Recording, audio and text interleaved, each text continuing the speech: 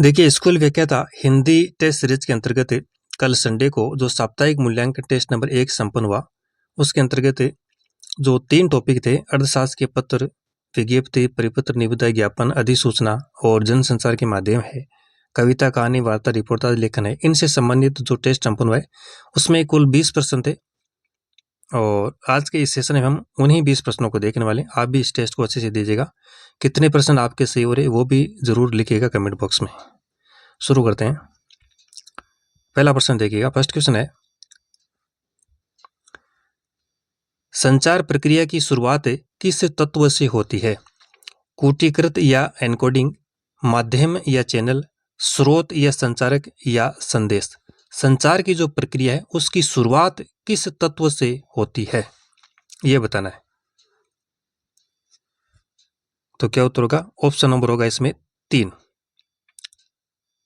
Option 3 number से होगा, स्रोत या संचारक से संचार की प्रक्रिया की शुरुआत होती है।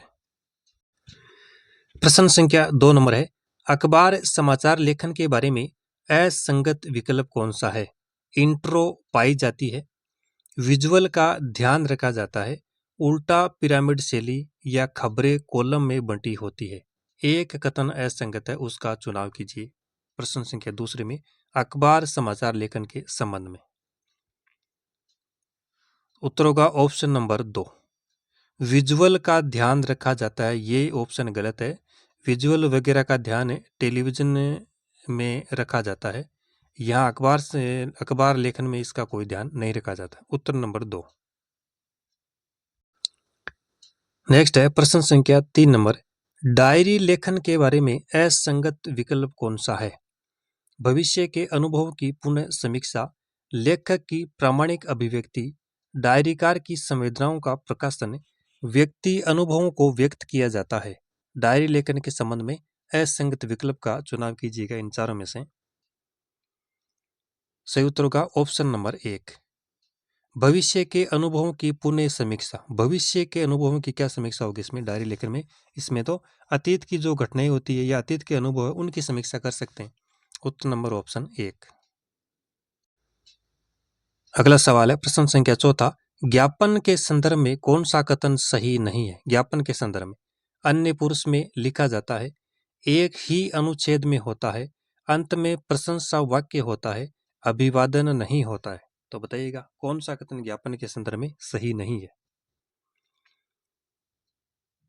उत्तर होगा ऑप्शन नंबर 3, अंत में प्रशंसा वाक्य होता है। ये गलत है। ज्ञापन में अंत में कोई प्रशंसात्मक वाक्य नहीं होता है। उत्तर क्या होगा? 3 नंबर। प्रश्न संख्या 5 नंबर, निविदा के संबंध में कौन सा कथन असंगत है? केवल सरकारी प्रतिष्ठानों द्वारा किसी निर्माण कार्य को संपन्न कराने हेतु निविदा प्रकाशित की जाती है।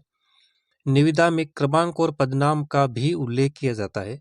निविदा प्रपत्र खोलने की तिथि का भी उल्लेख होता है। निविदा में संबोधन व अधोलेख नहीं होता है। तो बताइएगा इनमें से कौन सा एक कथन असंगत है यानी असत्य है निविदा के संबंध में?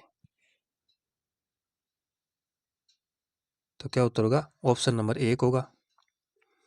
केवल सरकारी प्रतिष्ठान, यहाँ पे गड़बड़ हो गई। केवल सरकारी प्रतिष्ठान द्वारा किसी निर्माण कार्य को संपन्न कराने हेतु निविदा प्रकाशित की जाती है। ये जरूरी नहीं है कि सरकारी प्रतिष्ठान ही हो, गैर सरकारी प्रतिष्ठान भी हो सकते हैं। तो ये ऑप्शन यहाँ पे गलत हो गया। उत्तर नंबर ऑप्शन 1। प्रश्न संख्या 6, किस विषय के लेखन में यथार्थ विषय को कल्पना के माध्यम से साहित्यिक रूप दिया जाता है? रिपोर्टाज, कहानी, नाटक या उपन्यास? उत्तर होगा ऑप्शन नंबर 1, रिपोर्टाज।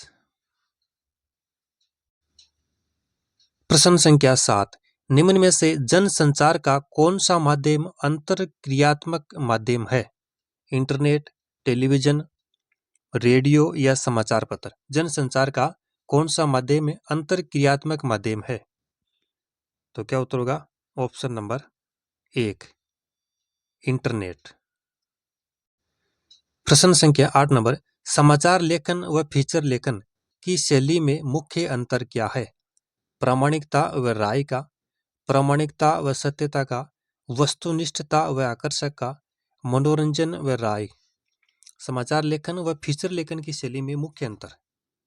उत्तर होगा ऑप्शन नंबर 1, प्रामाणिकता व राय का। समाचार लेखन में तथ्यों की जो प्रामाणिकता है उस पर अधिक जोर दिया जाता है, जबकि फीचर लेखन में लेखक की राय पर अधिक जोर होता है। उत्तर होगा ऑप्शन नंबर 1। प्रश्न संख्या 9 नंबर, अधिसूचना के बारे में कौन सा कथन बेमेल है यानी गलत है? इन्हें राजकीय पत्रों में अनिवार्यतः प्रकाशित किया जाता है, किसी अधिनियम के अंतर्गत जारी की जाती है, अन्य पुरुष शैली में लिखी जाती है, संबोधन व अधोलेख का विशेष महत्व होता है। तो बताइएगा अधिसूचना के संबंध में गलत कथन। उत्तर नंबर 4, संबोधन व अधोलेख का विशेष महत्व। अधिसूचना में संबोधन व अधोलेख नहीं होता है। अधिसूचना में संबोधन व अधोलेख नहीं होता है। उत्तर नंबर 4। प्रश्न संख्या 10 नंबर, अर्धशासकीय पत्र के संबंध में कौन सा कथन असत्य है? ये पत्र किसी अधिकारी को व्यक्तिगत नाम से अपेक्षार्थ सूचनार्थ लिखे जाते हैं। इसमें संबोधन व अधोलेख का विशेष महत्व होता है। संबोधन में प्रिय श्री, माननीय श्री, आदरणीय श्री आदि शब्दों का प्रयोग किया जाता है। इसमें अन्य पुरुष एकवचन का प्रयोग किया जाता है। तो बताइएगा कौन सा कथन अर्धशासकीय पत्र के संबंध में गलत है? प्रश्न संख्या 10 नंबर, क्या उत्तर होगा? ऑप्शन नंबर 4, अन्य पुरुष से एक वचन का प्रयोग इसमें नहीं होता है, उत्तम पुरुष एक वचन का प्रयोग होता है। ऑप्शन नंबर 4 इसमें गलत होगा। अगला प्रश्न है 11 नंबर, डायरी लेखन के संबंध में असत्य कथन कौन सा है? डायरी एक तरह की आत्मकथा का ही रूप होती है। डायरी उत्तम पुरुष शैली में लिखी जाती है। डायरी में तिथि डालकर लेखन किया जाता है। डायरी एक तरह का सार्वजनिक दस्तावेज है। तो डायरी लेखन के संबंध में जो कथन असत्य है उसका चुनाव करना हमें। क्या उत्तर होगा? ऑप्शन नंबर 4, डायरी एक सार्वजनिक दस्तावेज है, ये गलत है। डायरी व्यक्तिगत दस्तावेज है, व्यक्तिगत रूप से ये लिखी जाती है। उत्तर नंबर 4। प्रश्न संख्या 12 नंबर, कविता में विचारों की अपेक्षा किसकी प्रधानता होती है? आलोचना की, भावों की, आकर्षण की या कल्पना की? कविता में विचारों की अपेक्षा किसकी प्रधानता होती है? उत्तर नंबर 2, ऑप्शन 2, भावों की। नेक्स्ट है प्रश्न संख्या 13 नंबर, कविता लेखन के संबंध में कौन सा कथन गलत है? कविता की संरचना का मूल तत्व संवेदना को माना जाता है। सामान्यतः कविता लेखन की एक निश्चित प्रणाली होती है। कविता लेखन में पर्यायवाची शब्दों का प्रयोग वर्जित है। कविता में संकेतों का बड़ा महत्व होता है। तो एक कथन यहाँ पे गलत है, उसका हमें चुनाव करना है कविता लेखन के संबंध में। तो क्या होगा उत्तर इसमें? ऑप्शन नंबर ब। सामान्यतः कविता लेखन की एक निश्चित प्रणाली होती है, यह कथन यहाँ पे गलत है, क्योंकि कविता लेखन की कोई निश्चित प्रणाली नहीं होती है। उत्तर नंबर 2। प्रश्न संख्या 14 नंबर, प्रेस विज्ञप्ति में नहीं होता है। विषय के बाद कलेवर, संबोधन और अधोलेख, विषय से पूर्व शब्द से प्रेस विज्ञप्ति, औपचारिक पुट। प्रेस विज्ञप्ति में नहीं होता है। तो उत्तर क्या होगा? Option number 2। विषय के बाद कलेवर होता है, प्रेस विज्ञप्ति भी होता है शब्द, औपचारिक पुट भी इसमें होता है, संबोधन व अधोलेख इसमें नहीं होता है। उत्तर नंबर 2। प्रश्न संख्या 15, परिपत्र में विषय व संदर्भ लिखा जाता है, संबोधन व अधोलेख नहीं होता है, पत्राचार का रूप होता है, किसी प्रकार के उत्तर की अपेक्षा नहीं की जाती है। तो परिपत्र में इन चारों में से कौन सा परिपत्र के संबंध में सही नहीं है, यानी ठीक नहीं है? विषय व संदर्भ इसमें लिखा जाता है, ये ठीक है। संबोधन व अधोलेख भी इसमें नहीं होता, ये भी ठीक है। किसी प्रकार के उत्तर की भी अपेक्षा इसमें नहीं की जाती, ये भी ठीक है। पत्राचार का रूप नहीं होता, ये परिपत्र पत्राचार का रूप नहीं होता है। उत्तर नंबर 3, ऑप्शन नंबर स इसमें सही होगा। प्रश्न संख्या 16 नंबर, अर्धशासकीय पत्र के बारे में कौन सा कथन असंगत है यानी गलत है? सेवा में लिखना पूर्णतः वर्जित है। अधोलेख के रूप में आपका भवनिष्ठ शुभेच्छु शुभाकांक्षी आदि लिखते हैं। संबोधन में प्रिय श्री, माननीय श्री व आदरणीय श्री लिखा जाता है और विषय व संदर्भ का उल्लेख अलग से किया जाता है। तो बताइएगा कौन सा कथन इनमें से असत्य है अर्ध सरकारी पत्र के संबंध में? उत्तर होगा ऑप्शन नंबर 4। विषय व संदर्भ का उल्लेख अलग से किया जाता है, ये बात गलत है। हालांकि विषय व संदर्भ का उल्लेख इसमें होता है, लेकिन शरीर के मुख्य पार्ट या मुख्य बॉडी में किया जाता है, अलग से नहीं किया जाता है। तो क्या उत्तर होगा ऑप्शन नंबर 2। सेवा में लिखना पूर्णतः वर्जित है। अधोलेख व संबोधन का भी इसमें विशेष महत्व होता है।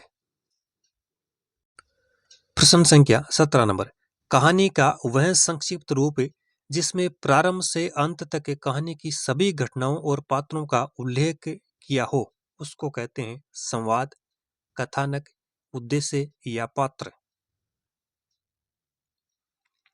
तो क्या उत्तर होगा ऑप्शन नंबर 2, कथानक। प्रश्न संख्या 18 नंबर, 18वां प्रश्न देखिएगा, जनसंचार प्रक्रिया का सही क्रमिक विकल्प है एनकोडिंग, संदेश सूचना, डिकोडिंग। एनकोडिंग, डिकोडिंग, संदेश सूचना, संदेश सूचना, एनकोडिंग, डिकोडिंग, डिकोडिंग, एनकोडिंग, संदेश सूचना। जनसंचार प्रक्रिया का सही क्रमिक विकल्प क्या होगा? ऑप्शन नंबर 1, एनकोडिंग, संदेश सूचना और डिकोडिंग। प्रश्न संख्या 19 नंबर, जनसंचार की विशेषताओं के लिए कौन सा कथन सही नहीं है? उसमें ढेर सारे द्वारपाल होते हैं। जनसंचार में प्रसारित संदेशों की प्रवृत्ति सार्वजनिक होती है। जनसंचार माध्यम चलाने के लिए औपचारिक संगठन जरूरी है। संचारक और प्राप्तकर्ता के बीच सीधा संबंध होता है। तो कौन सा एक सही नहीं है उसका चुनाव कीजिएगा प्रश्न संख्या 19 नंबर में। क्या होगा सही उत्तर? ऑप्शन नंबर 4, संचारक और प्राप्तकर्ता के बीच सीधा संबंध नहीं होता है। उत्तर नंबर 4। अंतिम और 20वां प्रश्न है, पत्रकारिता लेखन के किस रूप में कथात्मक ढांचा होता है? संपादकीय, समाचार, फीचर या टिप्पणी। पत्रकारिता लेखन के किस रूप में कथात्मक ढांचा होता है? संपादकीय, समाचार, फीचर या टिप्पणी। तो क्या होगा सही उत्तर? Option number 3, feature. तो साथियों ये कुल 20 प्रश्न थे कल के संडे के साप्ताहिक टेस्ट नंबर 1 में। कितने प्रश्न आपके इनमें सही हो रहे वो भी जरूर बताइएगा। आज की सेशन में इतना ही, धन्यवाद।